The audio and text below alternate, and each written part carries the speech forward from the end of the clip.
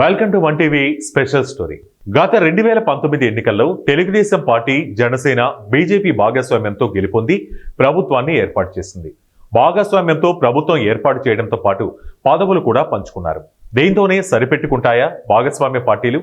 రాజధాని నిర్మాణ పనులతో పాటు అనేక అభివృద్ధి పనుల్లో కూడా టీడీపీ తన అనునాయులకు కట్టబెట్టడంతో పాటు తన భాగస్వామ్య పార్టీ జనసేన వారికి కూడా ప్రాజెక్టు పనులు కట్టబెట్టింది. టీడీపీకి చెందిన వాళ్లకు కొన్ని పవర్ ప్రాజెక్టులు, జనసేనకు చెందిన వాళ్లకు కొన్ని పవర్ ప్రాజెక్టులు, అలాగే టీడీపీకి చెందిన వాళ్లకు కొన్ని పరిశ్రమలకు భూముల కేటాయింపు, జనసేనకు చెందిన వాళ్లకు కొన్ని పరిశ్రమలకు భూముల కేటాయింపు. కూటమి ప్రభుత్వం అంటే కలిసి పాలించడమా, కలిసి పంచుకోవటమా అన్న విమర్శలు వినిపిస్తున్నాయి.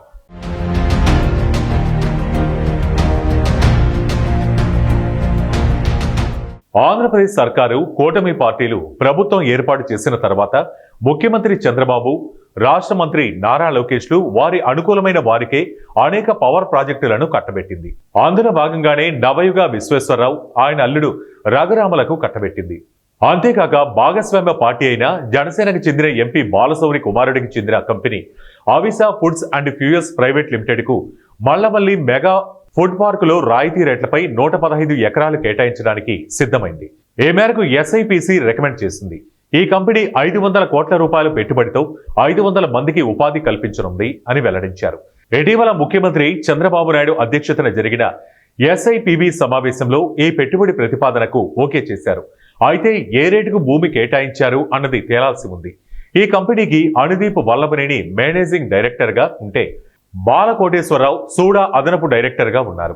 అనుదీప్ వల్లభనేని జనసేన ఎంపీ బాలశౌరి కొడుకు. అంటే జనసేన ఎంపీ కుటుంబ సభ్యుల కంపెనీకి ప్రభుత్వం రాయితీ రేట్లపై భూమి ఇచ్చినట్లయింది.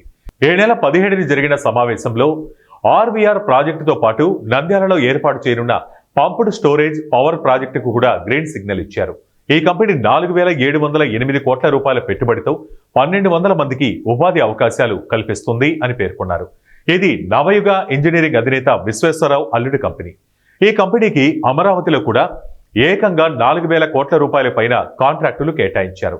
ఇదిలా ఉంటే ఎంపీ బాలశౌరి ఉమ్మడి రాష్ట్రంలో కూడా వైఎస్ రాజశేఖర రెడ్డి సీఎంగా ఉన్న సమయంలో పవర్ ప్లాంట్ ఏర్పాటు కోసం అని నెల్లూరు జిల్లాలో ఏపీఐఐసి నుంచి భూమి పొందారు.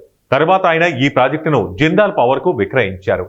ఇక్కడ విచిత్రం ఏంటంటే అప్పుడు ప్రతిపక్ష నాయకుడిగా ఉన్న చంద్రబాబు కెనడా పవర్ కు కేటాయించిన భూమిని జిందాల్ కు బదిలీ చేయవద్దు అని అప్పటి సీఎం కిరణ్ కుమార్ రెడ్డికి లేఖ రాశారు.